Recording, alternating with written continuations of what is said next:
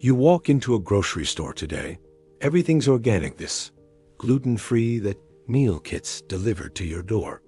But if you grew up black in the 60s, 70s, or early 80s, you remember when the corner store was a completely different world. A world where certain products sat on those shelves that you'll never see again, not because they weren't good, but because times changed, tastes changed, and frankly, some of these things just got left behind. Today, I'm taking you back to the aisles where black families shopped, where we knew every product by heart, where certain items weren't just food or household goods. They were part of our culture, our identity, our daily survival. These 10 things, they tell a story of what we had, what we've lost, and why it matters to remember. Number 10, Murray's Superior Hair Pomade in the orange can. Let's start with something every black household had tucked somewhere. Murray's pomade in that orange can with the black lettering. You know the one. Heavy as a brick, smells so strong it could clear a room, and once you opened it, that thing lasted forever because you only needed the tiniest bit. Now, Murray still exists, but back in the day, it was the hair product. Your daddy used it. Your granddaddy used it. It sat on the bathroom sink, the counter, sometimes in the kitchen, because somebody's mama was doing hair. That thick, waxy, petroleum-based formula. Nothing could touch it for keeping hair laid down and slicked back.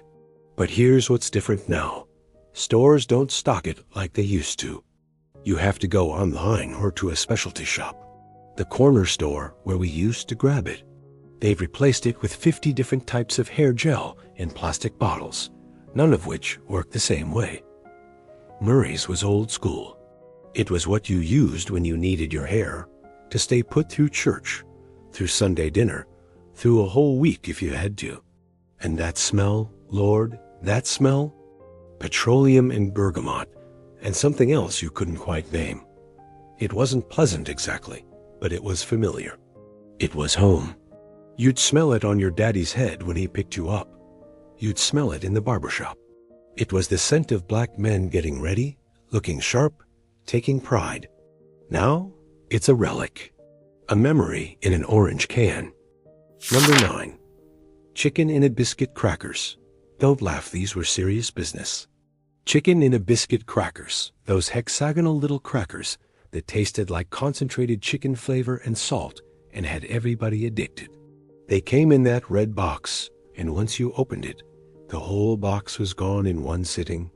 Black families, we kept these on hand. They weren't fancy. They weren't organic. They were cheap, they were tasty, and they filled you up. Kids loved them. Adults loved them. You could eat them plain. You could put a little government cheese on them if you were feeling fancy. You could crumble them in soup. Now, technically, you can still find them sometimes, but not like before. Most stores don't carry them anymore. They're considered outdated or not healthy enough for modern tastes. But back then, these crackers were a staple. They were what you grabbed when you needed a quick snack and didn't have money for much else. And the flavor, listen, food scientists worked overtime to make those crackers taste like chicken without any actual chicken in them. It was artificial, sure, but it was a specific kind of artificial that hit just right. Salty, savory, with that weird chicken Y essence that made you keep reaching for more. Gone from most shelves now. Another casualty of changing times. Number 8, Red Devil Lye for hair relaxers. Now we're getting into the serious stuff. Red Devil Lye, that can with the little devil on it, sitting on the shelf in the ethnic hair care section that was usually just one small section in the back of the store. Black women know. You'd buy that lye, mix it carefully, so carefully, with other ingredients to make a hair relaxer at home, because you couldn't afford to go to the salon every 6 weeks. That stuff was dangerous. It could burn your scalp, burn your skin, damage your hair if you left it on too long. But it worked.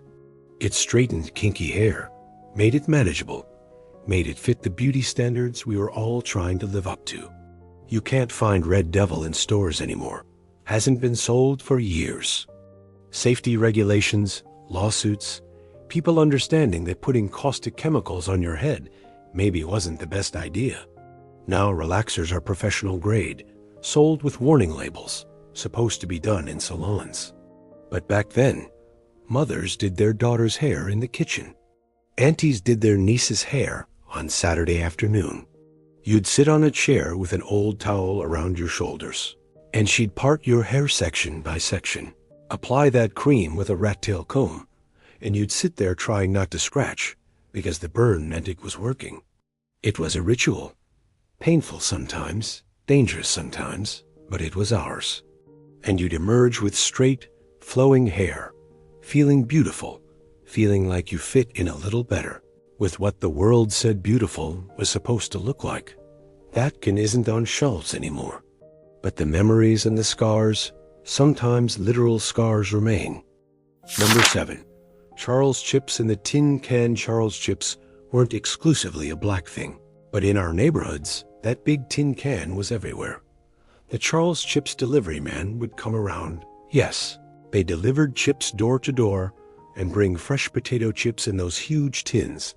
And when you finished, you'd save the tin for storage. Black households saved everything, and those Charles Chips tins became legendary secondary uses. Sewing supplies, important papers, sometimes money. Cookie's grandma would bake cookies and store them in the old Charles Chips tin, and you'd get so excited seeing that tin, thinking you were about to get chips. And then it was buttons and thread. Heartbreaking. You can't get Charles Chips delivered anymore in most places. The company still exists, but it's a shadow of what it was. Those tins that were once in every black home, reused and repurposed until they rusted through, gone, replaced by plastic bags and Pringles cans that nobody saves. But if you grew up in that era, you remember. You remember that tin? You remember the disappointment of opening it and finding anything but chips. Number 6. Dixie Peach hair grease. We already talked about Murray's for men, but Dixie Peach? That was for everyone. That small round container with the peach on it, filled with thick, pinkish hair grease that smelled sweet and chemical at the same time. Black women used it on their hair. Black mothers used it on their children's hair and skin. You'd grease your scalp with it, grease your edges, use it to slick down baby hairs. Some people even used it on dry skin, though that was probably not recommended. Corner stores, drugstores, beauty supply stores. Dixie Peach was everywhere black people shopped. It was cheap, it lasted forever, and it worked. Your hair would shine, your scalp wouldn't be dry, and you'd smell like Dixie Peach, which everyone recognized. Now, try finding it. Some specialty stores carry it, some online retailers, but it's not in regular stores anymore. Replaced by natural products, by shea butter and coconut oil, and products that promise to be healthier, gentler, better for you. And maybe they are. But they're not Dixie Peach. They don't have that specific smell, that specific memory attached. They don't remind you of sitting between your mama's knees while she parted your hair and greased your scalp, section by section, on Sunday evening before the school week started. Number 5. Government cheese, the real block. Now, government cheese technically wasn't sold in stores. You got it from distribution centers, welfare offices, community programs. But it was such a huge part of black life in the 70s and 80s that we have to talk about it.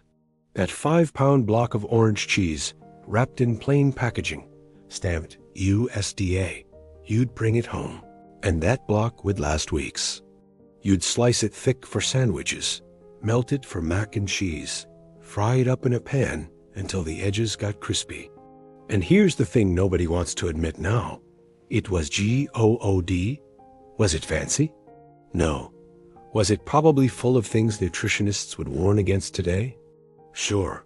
But it tasted good, it melted perfectly, and it fed families when there wasn't much else. You can't get government cheese anymore. The program changed, the distribution changed, the cheese itself changed. People talk about it nostalgically now, sometimes even sell replica versions online, but it's not the same. That cheese represented survival. It represented a time when black families made do with what they had, when we took government assistance without shame because we needed it, when we turned simple ingredients into meals that tasted like love. The block is gone, but those of us who ate it, we remember. Number 4. Tang Orange Drink Mix Tang, the official drink of astronauts, according to the commercials. That big jar of orange powder that you'd mix with water to make orange juice that wasn't juice at all, but tasted like sunshine mixed with sugar and artificial everything. Black families kept Tang in the house.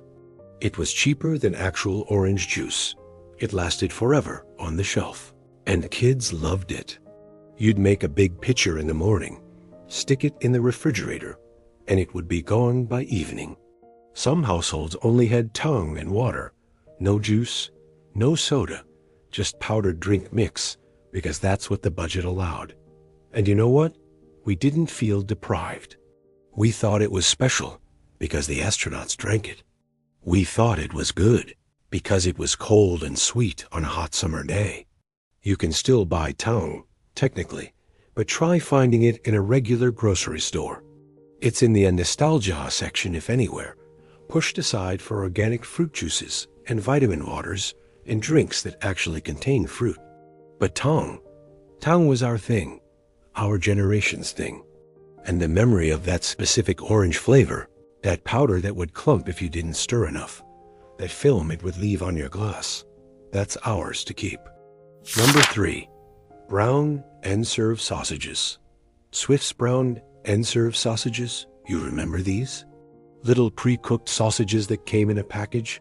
All you had to do was brown them in a pan for a few minutes, and they were ready. Quick, easy, affordable. Black families used these for quick breakfasts before school, before work.